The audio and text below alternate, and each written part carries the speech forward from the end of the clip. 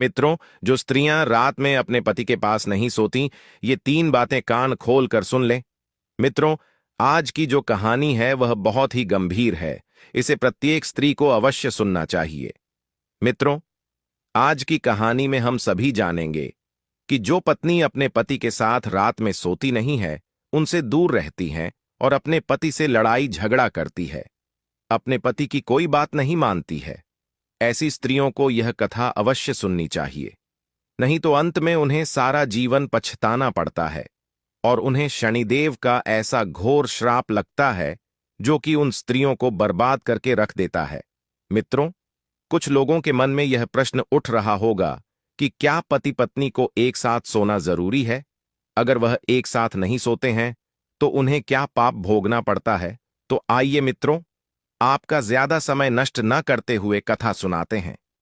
इस कथा को सुनने के बाद आपको आपके सभी प्रश्नों के उत्तर मिल जाएंगे। मित्रों, प्राचीन काल में एक काशीपुर नाम का राज्य था। उस राज्य में एक अत्यंत ही सुंदर और रमणीक नगर था। उस नगर में एक किसान अपनी पत्नी के साथ रहा करता था। उस किसान को एक बेटा और एक बेटी थी। किसान की पत्नी देखने में बहुत ही सुंदर और रूपवान थी, जिसके कारण किसान अपनी पत्नी पर सदैव नजर रखता था। अगर किसान के घर पर कोई भी पुरुष आ जाता था और उस पुरुष की दृष्टि किसान की पत्नी पर गलती से भी पड़ जाती थी, तो वह पुरुष उस किसान की पत्नी की सुंदरता को देखकर उस पर मोहित हो जाता था। मित्रों, एक दिन की बात है। शाम हो चुकी थी और कुछ घंटे बाद रात्रि का तीसरा पहर प्रारंभ हो गया। उसी समय किसान अपनी चारपाई से उठा और चुपचाप उठकर सबकी नजरें बचाते हुए घर से बाहर निकला और जंगल की तरफ जाने लगा। मित्रों, उस किसान के मुख पर तनिक भी भय नहीं था। वह निर्भय होकर जंगल की तरफ बढ़ता चला जा रहा था। उसे देखने से ऐसा प्रतीत हो रहा था मानो उसे कुछ मिल गया हो। कुछ समय बाद वह किसान चलते चलते उस घने जंगल के बीचों बीच में पहुंच गया। तभी उस जंगल में एक झोपड़ी दिखाई देती है। वह किसान उस झोपड़ी के पास पहुंचता है तो उस झोपड़ी के बाहर उसे एक बहुत ही सुंदर स्त्री दिखाई देती है। उस स्त्री को देखकर किसान के चेहरे पर एक हल्की सी मुस्कान उतर आती है और वह स्त्री किसान को देखती है और उसके चेहरे पर भी एक हल्की सी मुस्कान आ जाती है। तभी वह स्त्री किसान से कहती है, हे स्वामी, आज आने में आपने इतनी देर क्यों कर दी? मैं आपका बहुत देर से इंतजार कर रही थी मित्रों। आगे वह स्त्री कहती है, हे स्वामी, कुछ देर आप और ना आते तो मैं यहां से जाने ही वाली थी। तभी मेरी नजर आप पर पड़ी तो मैं रुक गई। उस स्त्री की बातें सुनने के बाद उस किसान ने कहा, हे प्रिय, आज मेरी पत्नी को बुखार था, इसलिए उसे नींद नहीं आ रही थी। फिर उसे सुलाने के लिए मुझे उसके पास जाना पड़ा। जब वह सो गई तो उसे अकेला छोड़कर चुपचाप घर से बाहर निकलकर सीधा तुम्हारे पास चला आया। आगे उस किसान ने कहा, हे प्रिय, इसी कारण से मुझे आज तुम्हारे पास आने में थोड़ा सा विलंब हो गया। तब वह स्त्री कहती है, हे स्वामी, आज मुझे भी विलंब हो गई थी, लेकिन मैंने सोचा कि आप आ गए होंगे। परंतु जब मैं यहां पर आई तो आप यहां पर नहीं आए थे। मैं सोच रही थी कि शायद आप आकर यहां से चले गए होंगे। फिर मेरे मन में विचार आया कि मैं कुछ क्षण आपकी प्रतीक्षा कर लेती हूं। शायद किसी कारणवश आपको आने में देरी हो गई हो। तभी वह किसान कहता है, हे प्रिय, विलंब ना कीजिए, अन्यथा सुबह हो जाएगी। मित्रों, किसान के कहने पर वह दोनों झोपड़ी में चले जाते हैं और उस झोपड़ी में कुछ समय व्यतीत करने के बाद अपने अपने घर चले जाते हैं। मित्रों, इस प्रकार से ऐसा कुकृत्य करके वह किसान अपनी पत्नी को धोखे में रखकर इस स्त्री से मिलने आया करता था और वह स्त्री अपने पति को धोखा देकर उस किसान से मिलने आया करती थी। तो चलिए मित्रों, आगे की कथा में मैं आप सभी को बताने वाला हूं कि जो स्त्रियां अपने पति को धोखे में रखती हैं या जो पुरुष अपनी पत्नी को धोखे में रखता है, उनके साथ क्या होता है। मित्रों, एक बार की बात है, भगवान विष्णु और माता लक्ष्मी एक ही स्थान पर स्वर्ण से बनी हुई सिंहासन पर बैठे हुए थे और उसी स्थान पर बैठे बैठे तीनों लोक का मनमोहक दृश्य देख रहे थे। तभी उनके पास नारायण का जाप करते हुए देव ऋषि नारद जी आते हैं और उन्हें प्रणाम करते हैं। देव ऋषि नारद की आवाज सुनकर भगवान श्री हरि विष्णु जी अपनी आंखें खोलते हैं और देव मुनि नारद का प्रणाम स्वीकार करते हुए कहते हैं, हे देव मुनि नारद जी, कहिए, आज किस प्रयोजन से आपका इस दिव्य लोक पर आगमन हुआ है? तभी देव मुनि नारद जी कहते हैं, हे प्रभु, आज मैंने धरती लोक पर एक बहुत ही विचित्र दृश्य देखा, जिसे देखने के बाद मेरे मन में एक प्रश्न उठने लगा। आगे देव मुनि नारद जी कहते हैं, हे प्रभु, यदि यह दृश्य भगवान ब्रह्मा जी ने देख लिया होता तो उन्हें तो मानव जाति से घृणा होने लगती और वे यही सोचते कि मैंने धरती लोक पर ऐसी मानव जाति क्यों बनाई है। देव मुनि नारद जी की बात सुनकर भगवान श्री हरि विष्णु जी ने कहा, हे देव मुनि, तुमने पृथ्वी लोक पर ऐसा क्या देखा जिससे तुम इतना व्याकुल हो, उठे हो? तुम मुझे निसंकोच होकर बताओ। तभी देव मुनि नारद जी ने बताया और कहा, हे प्रभु, आज जब मैं आकाश मार्ग से जा रहा था तो मैंने देखा कि एक स्त्री अपने पति को रात में अपने बिस्तर पर सुलाकर रात में जंगल की ओर जाकर एक झोपड़ी के पास खड़ी होकर किसी पुरुष का इंतजार कर रही थी, और उधर वह पुरुष अपनी पत्नी और दोनों बच्चों को सुलाकर और उन्हें अकेला छोड़कर घर से निकलकर वहां से घनी रात में जंगल से होते हुए आया और उस झोपड़ी में उस स्त्री से मिला, और उस स्त्री से मिलने के बाद दोनों ने आपस में शारीरिक संबंध स्थापित किया और उसके बाद वहां से चले गए। मित्रों, आगे नारद जी कहते हैं, हे प्रभु, यह दृश्य देखकर मेरे मन में यह जानने की इच्छा हुई कि इस कलयुग में स्त्री पुरुष अपने पति पत्नी को धोखा क्यों दे रहे हैं, उनके साथ ऐसा विश्वासघात क्यों कर रहे हैं। हे प्रभु, वह कौन सी स्त्रियां होती हैं जो अपने पति को अपने पास सोने नहीं देती हैं? ऐसी स्त्रियों को कौन सा पाप भोगना पड़ता है? और वह कौन सी स्त्रियां होती हैं जो अपने जीवन में यदि यह तीन गलतियां करती हैं तो उन्हें जीवन भर पछताना पड़ता है और उन्हें जीवन भर रोना पड़ता है? देव मुनि नारद जी की बात सुनकर भगवान श्री हरि विष्णु जी कहते हैं, हे देव ऋषि, आपने यह प्रश्न पूछकर समस्त मानव जाति का कल्याण किया है। आज मैं आपके इन सभी प्रश्नों का उत्तर एक अलौकिक कथा के माध्यम से देने जा रहा हूं, जिसे सुनने के बाद तुम्हें तुम्हारे सभी प्रश्नों के उत्तर मिल जाएंगे। मित्रों, कथा सुनाते हुए भगवान विष्णु जी कहते हैं, हे देव मुनि नारद, एक समय की बात है। किसी गांव में एक व्यापारी रहता था। उसका एक पुत्र था जिसका नाम देवांतक था। वह व्यापारी बहुत ही धनवान था।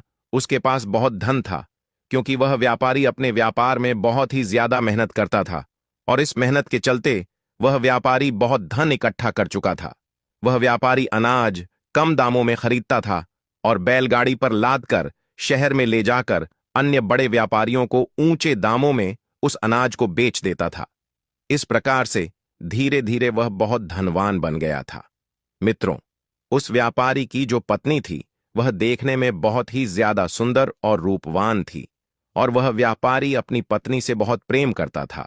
इसलिए वह व्यापारी अपने व्यापार से जो भी धन कमाता था वह पूरा का पूरा धन अपनी पत्नी के हवाले कर देता था, और वह व्यापारी अपने इकलौते बेटे देवांतक से बहुत प्रेम करता था।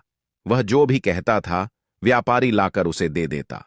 उस व्यापारी के प्यार के कारण धीरे धीरे उसका बेटा बिगड़ने लगा और उसने गलत बच्चों की संगत पकड़ लिया और वह बर्बाद हो गया। मित्रों, कहते हैं कि अधिक आजादी से या तो इंसान बिगड़ जाता है या फिर बन ही जाता है, किंतु बिगड़ता ज्यादा है और बनता कम ही है। मित्रों, उस व्यापारी के पुत्र के साथ यह हुआ कि वह बिगड़ गया। वह गलत लोगों के साथ रहकर शराब पीने लगा और जुआ खेलने लगा और अपने पिता का धन जुए में उड़ाने लगा। वह अपनी मां से झूठ बोलकर धन ले जाया करता था और जुए में हार जाया करता था, और शराब पीने के बाद वह अपनी काम वासनाओं को शांत करने के लिए वेश्याओं के पास जाने लगा। एक दिन किसी व्यक्ति के द्वारा उस व्यापारी को खबर मिलती है कि तुम्हारा पुत्र अपनी हवस बुझाने के लिए शराब पीकर वेश्याओं के पास जाता है और सारा दिन जुआ खेलता है। अपने पुत्र के प्रति ऐसी बात सुनकर वह व्यापारी मन में विचार करने लगता है कि कैसे इसे इस दलदल से बाहर निकाला जाए। तभी उसने निर्णय लिया कि इसका विवाह कर देते हैं, क्योंकि जब इसका विवाह हो जाए तो घर में इसकी पत्नी आ जाएगी, तो जितने भी यह उल्टे काम करता है वह सारे के सारे भूल जाएगा, और जो यह वेश्याओं के पास जाता है नहीं जाएगा, क्योंकि विवाह के बाद इसकी पत्नी आ जाएगी तो यह कहीं नहीं जाएगा। यह सब सोचकर उस व्यापारी ने एक दूसरे नगर में अपने बेटे का विवाह करने के लिए लड़की ढूंढने के लिए निकल पड़ा।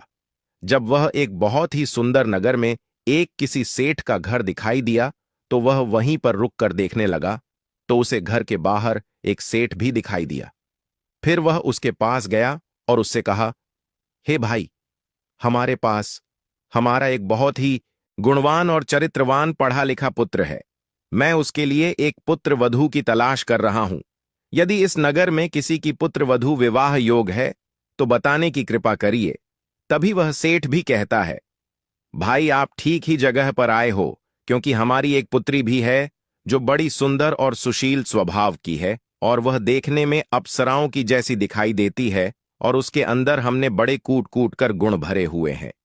जब वह उस सेठ के मुंह से ऐसी बातें सुना तो वह मन में विचार करने लगा, अरे वह, यह तो बड़ी अच्छी बात है। इसकी पुत्री अप्सराओं की जैसी सुंदर है तो हमारे पुत्र को अवश्य ही पसंद आ जाएगी। हम निश्चित ही अपने पुत्र का विवाह इसी के पुत्री के साथ कर देंगे। यह सब सोचकर वह सेठ लड़की के पिता से विवाह की दिन तारीख रखकर वहां से अपने नगर को चला जाता है। जब वह अपने घर पहुंचता है तो अपनी पत्नी से मिलता है और अपनी पत्नी को यह सब बता देता है। उसकी पत्नी भी यह सुनकर अति प्रसन्न होती है और फिर सेठ की बेटी से अपने पुत्र देवांतक का विवाह कर दिया। मित्रों, देवांतक की जो पत्नी थी उसका नाम रोहिणी था। रोहिणी देखने में बहुत ही सुंदर लगती थी और वह सुंदर होने के साथ साथ अत्यंत रूपवान, गुणवान और स्वच्छ हृदय वाली स्त्री थी। देवांतक की शादी हो जाने के बाद देवांतक घर में ही रहने लगा, क्योंकि उसकी पत्नी इतनी सुंदर थी कि वह अपनी पत्नी को छोड़कर कहीं नहीं जाता था और उन वेश्याओं को भूल गया था। कुछ समय बाद देवांतक के माता पिता वृद्धावस्था में पहुंच गए। वह बूढ़े हो गए और एक दिन ऐसा आया कि उन दोनों की मृत्यु हो गई और वे इस दुनिया को छोड़कर चले गए। मित्रों, आगे की कथा सुनाते हुए भगवान श्री हरि विष्णु कहते हैं, हे देव मुनि नारद, उस व्यापारी के पुत्र का विवाह हो जाने के बाद उसकी काम वासना तो शांत हो गई थी, लेकिन उसकी जुआ खेलने की आदत अभी भी नहीं गई थी। और एक दिन उसके जीवन में ऐसा आया कि उसने जुए में अपनी सारी संपत्ति गंवा दी। अब उसके पास बिल्कुल भी धन नहीं था और ना ही उसके पास कोई हुनर था कि वह कहीं कोई काम करके कुछ धन कमा सके। उसके पिता जो धन कमा कर गए थे, वह सारा धन उसने जुए में लुटा दिया। एक दिन उसकी पत्नी ने कहा, हे स्वामी, अब तो हमारे पास खाने के लिए भी कुछ नहीं बचा है। अब हम कैसे अपना जीवन यापन करेंगे? फिर वह कुछ देर सोचने के बाद कहती है, हे स्वामी, आप यहाँ के राजा के पास चले जाओ और वहां कोई नौकरी ढूंढ लो, ताकि हम दोनों का गुजारा चल सके। मित्रों, आगे भगवान विष्णु जी कहते हैं, हे देव मुनि नारद, उस राजा के पास यदि कोई व्यक्ति नौकरी मांगने के लिए जाता था तो वह राजा सबसे पहले उस व्यक्ति से पूछता था कि तुम क्या कर सकते हो। अगर तुम्हारे पास कोई अच्छा हुनर है तो तुम्हें नौकरी दी जाएगी, अन्यथा उसे बाहर निकाल दिया जाता था। मित्रों, इस संसार में मनुष्य का ज्ञान ही उसकी पहचान होती है और व्यापारी के पुत्र देवांतक के पास इसमें से कुछ भी नहीं था। न उसके अंदर कोई गुण था, न कोई ज्ञान था, न उसके पास कुछ भी धन बचा था और न उसके पास कोई हुनर था। इसलिए वह अपने जीवन के एक ऐसे मोड़ पर पहुंच गया था जहां पर मनुष्य को केवल पछतावा ही होता था। धीरे धीरे जैसे तैसे करके समय बीतता गया। इधर देवांतक की बेटी विवाह के योग्य हो गई, किंतु उसका विवाह करने के लिए देवांतक के पास एक फूटी कौड़ी तक नहीं थी और उसको अपना घर चलाने में भी मुश्किल हो रही थी। अब तो देवांतक दाने दाने के लिए मोहताज हो रहा था। अब तो उसके शरीर की सारी शक्ति क्षीण हो चुकी थी। एक दिन देवांतक काम वासना के भाव से अपनी पत्नी के पास गया। तब उसकी पत्नी गुस्से से बोली, इस संसार में इंसान का सबसे बड़ा सुख केवल काम वासना ही नहीं होता है, जरूरतमंद लोगों की मदद करना भी होता है। और जो लोग काम वासना के चक्कर में अंधे हुए हैं वह बर्बाद हुए हैं। वह तुम्हारी तरह जीवन भर पछताते ही हैं। अपनी पत्नी की यह बात सुनकर देवांतक बोला, यह तुम क्या कह रही हो? तभी उसकी पत्नी ने कहा, आज मैं आपको आपकी 3 गलतियां बताने जा रही हूं। इन्हें ध्यान से सुनना, क्योंकि मनुष्य इन 3 गलतियों को करने के बाद सारा जीवन पछताता ही है। कुछ लोग अनजाने में करते हैं तो कुछ लोग जानबूझकर करते हैं, और ऐसे व्यक्ति को जीवन के अंतिम दिनों में इसका दुष्परिणाम भुगतना पड़ता है। मित्रों, पहली बात, जो मनुष्य अपने जीवन के शुरुआती दिनों में अच्छी शिक्षा और हुनर नहीं सीखते हैं, उन्हें अंत में कई तरह की दिक्कतों का सामना करना पड़ता है और आपकी यही गलती आपको जीवन भर परेशान करती रहती है। दूसरी बात, यदि आपके अंदर किसी कार्य को टालने की आदत है और आपने अपने जवानी के दिनों में किसी भी काम को करने में आनाकानी की है और अपने जवानी के समय को अय्याशी और इधर उधर घूमने में बिताया है, तो आपको अंत में बहुत सी कठिनाइयां मिलती हैं।